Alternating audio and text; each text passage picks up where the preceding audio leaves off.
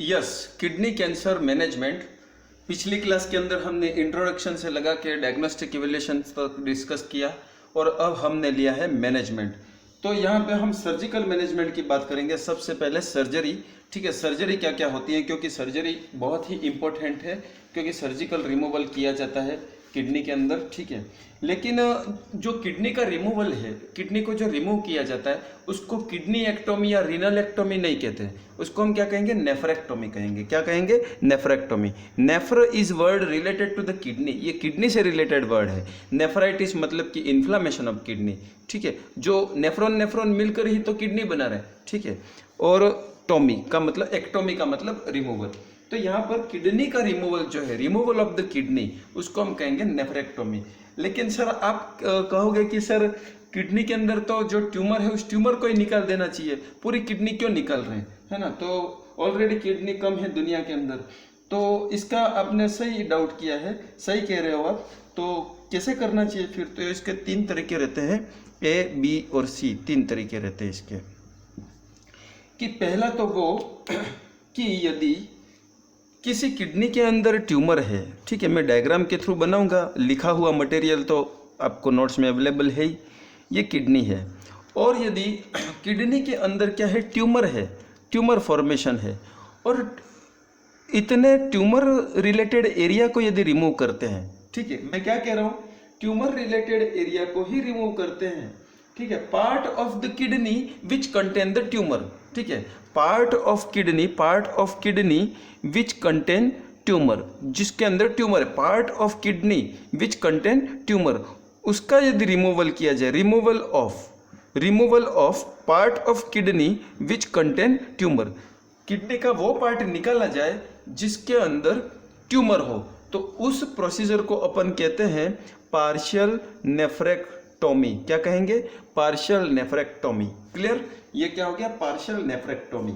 दूसरा मैं बता दूं कि यदि जो किडनी है, इस किडनी को ही रिमूव कर दिया जाए, total removal of whole kidney या कंप्लीट किडनी, ठीक है, पूरी किडनी को यदि रिमूवल किया जाए तो वो क्या कहलाएगा, सिंपल नेफ्रेक्टोमी। क्या कहलाएगा, सिंपल नेफ्रेक्टोमी। ओके।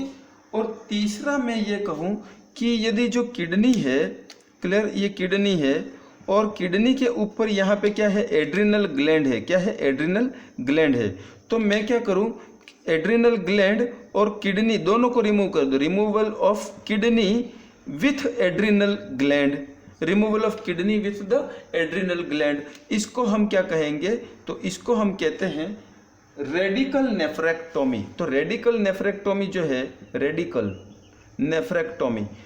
नेफ्रेक्टोमी जो है वो सबसे बड़ी सर्जरी, जिसमें ज़्यादा से ज़्यादा पार्ट निकाला जाता है। इसमें partial part of the kidney is removing, complete kidney is removing and kidney is removing with the adrenal gland, तो उसको हम कहेंगे रेडिकल नेफ्रेक्टोमी। तो ये तो सर हो गया नेफ्रेक्टोमी सर्जरी। देखा, बहुत कम समय में हमने समझ लिया। अब आपको इन नोट्स को रीड आउट करना है, नोट्स अच्छे से समझ में आ जाएंगे। नेक्स्ट है second, arterial embolisation, arterial embolisation, ठीक है। सेकंड अप्रोच क्या रहती है अपनी, arterial embolisation, arterial embolisation. Clear. अब इसके अंदर क्या किया जाता है, इसके अंदर ही बहुत बढ़िया तरीका अपनाया है इन्होंने, बहुत बड़ी साजिश रची है। कैसे रची है बताता हूँ। कि ये जैसे किडनी है, पुराने ज़माने में क्या होता था कि तोपे वोपे और जेट विमान वगैरह तो रहते नहीं थे, तो राजा यदि किसी इलाके पे हमला करना चाहता था तो क्या करता था, वहाँ की यदि किसी दूसरे इलाके को, जैसे कि मैं बाहुबली और कटप्पा वाला उदाहरण दूँ, है ना, जैसे कि चलो छोड़िए, यही अपना सही तरीका रहेगा कि राजा कोई है अपने आसपास के इलाके को कब्जा करना चाहता है, तो वो क्या करेगा, उस इलाके की नदियों को रोक देगा, तो ऑटोमेटिक वहाँ की जनता परेशान होगी और फिर अपने पास आएगी झोली फैला के, ठीक है, भर दे झोली मेरी करके। तो चीन भी यही कर रहा है। चीन भी अभी क्या कर रहा है कि वो धीरे धीरे बीमारियां फैला रहा है, फिर सारे देश उसकी शरण लेने जाएंगे, सर वेंटिलेटर दे दो, सर ऑक्सीजन दे दो, तो उसका बिजनेस बढ़ जाएगा। ये चीन की पॉलिसी है। तो यहाँ पर भी यही चीज़ है कि किसी ट्यूमर वाले एरिया को यदि कम करना है, ट्यूमर वाले एरिया को यदि उसको ग्रोथ होने से रोकना है, तो क्या किया जाता है कि उसको सप्लाई करने वाली जो आर्टरी है, उस आर्टरी के अंदर ब्लॉकेज किया जाता है। क्या किया जाता है? उस आर्टरी के अंदर ब्लॉकेज कर दिया जाएगा। तो क्या हो जाएगा? इसको सप्लाई मिलना क्या हो जाएगी? बंद हो जाएगी। और जब इसको सप्लाई मिलना बंद हो जाएगी तो ये ग्रोथ करना बंद कर देगा। पर्टिकुलर उस आर्टरी को ब्लॉक कर दिया जाता है कि जो आर्टरी इस ट्यूमर, जिसकी ब्रांचें इस ट्यूमर को सप्लाई कर रही हो, उस आर्टरी को ब्लॉक कर दिया जाता है, उस ब्रांच को ब्लॉक कर दिया जाता है। इसलिए सर्जरी का नाम क्या हो गया? Arterial embolisation.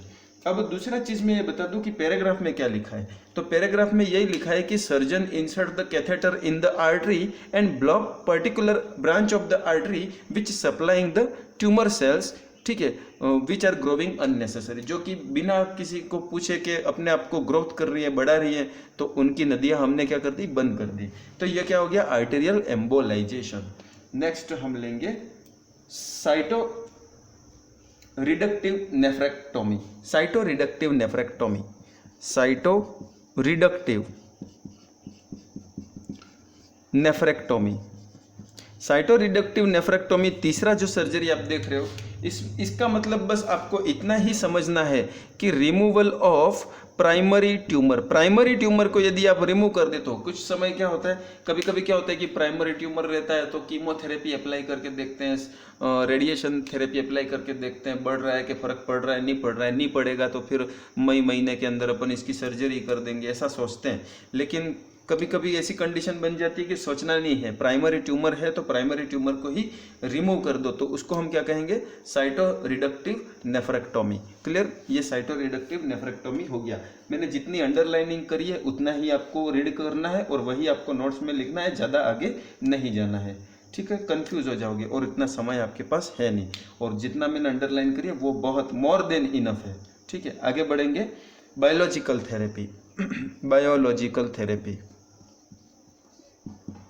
बायोलॉजिकल थेरेपी का मतलब यह है कि आपकी बॉडी के अंदर या पेशेंट की बॉडी के अंदर, ठीक है, कुछ ऐसे एजेंट रहते हैं जैसे कि अल्फा इंटरल्यूकिन, ठीक है, अल्फा इंटरफेरॉन अल्फा, ठीक है, इंटरफेरॉन में स्मॉल शॉर्ट में लिख रहा हूँ इंटरफेरॉन अल्फा, या दूसरा मैं एग्जांपल लिखूँ इंटरल्यूकिन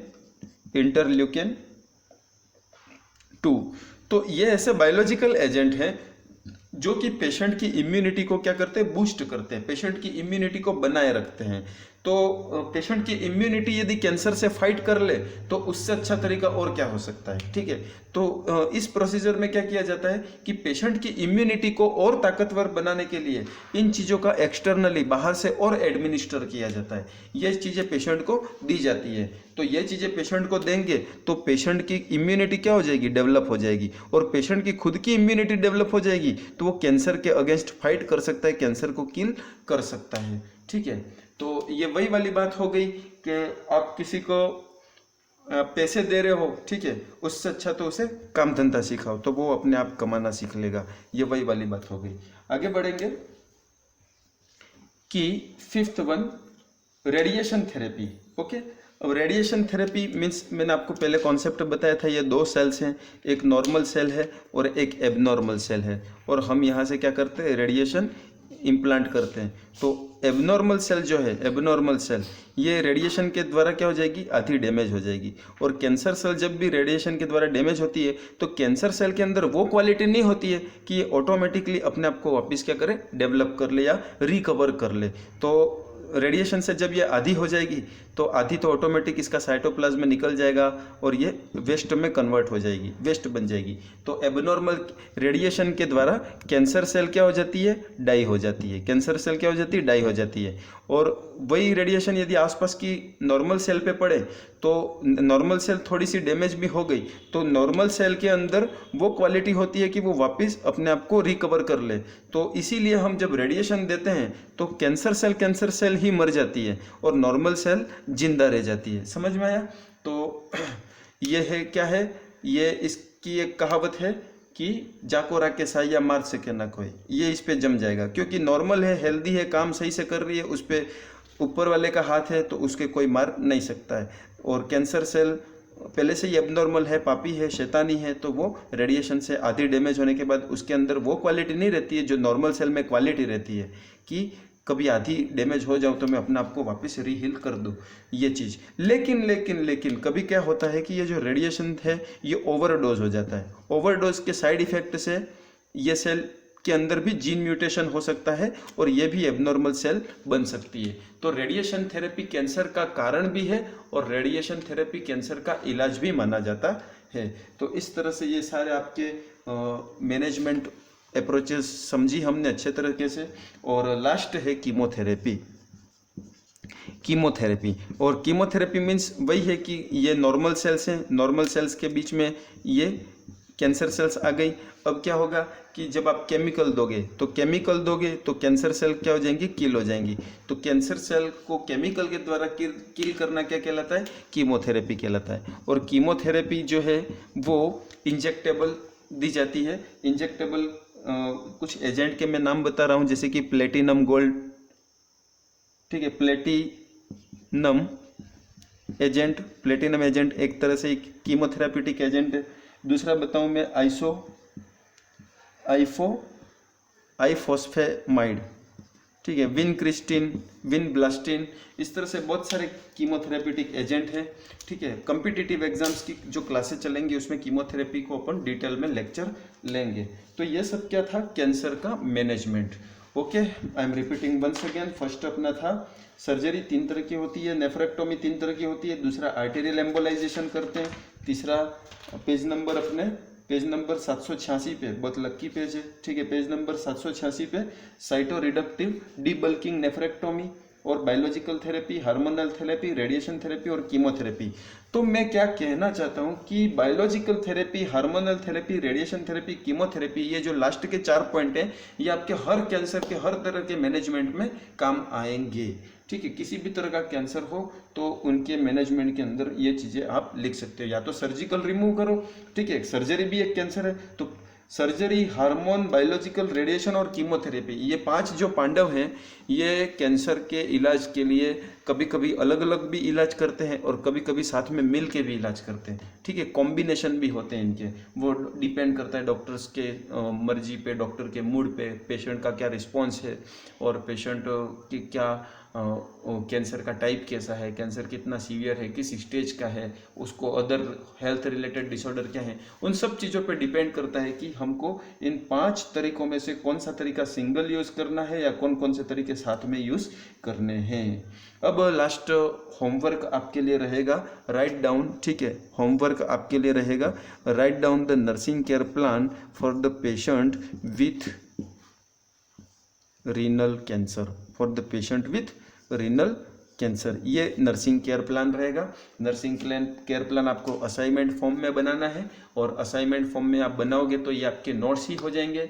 ये असाइनमेंट फॉर्म जो एनसीपी का असाइनमेंट फॉर्म है ये आपके पढ़ने के लिए भी काम आएगा। दूसरा, क्लिनिकल प्रैक्टिकल के अंदर ये असाइनमेंट अटैच करने के भी काम आएगा। मैंने जितनी भी डिजीज़ कंडीशंस पढ़ाई हैं सबकी एनसीपी बनाने हैं आपको, और एनसीपी की मैंने लिंक भी आपको दी है, ठीक है। और उस लिंक को जिसे नहीं पता है वो अपने कलीग से पूछे, अपने क्लासमेट से पूछे और उस लिंक पे जाए, सारे डिजीज़ कंडीशन के एनसीपी आपको मिलेंगे। बस उसको रीड आउट करना है, समझना है और शॉर्ट करके असाइनमेंट बना के सबमिट करना है। Okay, all the best. आगे फिर मिलेंगे नेक्स्ट डिजीज़ कंडीशन के साथ, ठीक है। Thank you.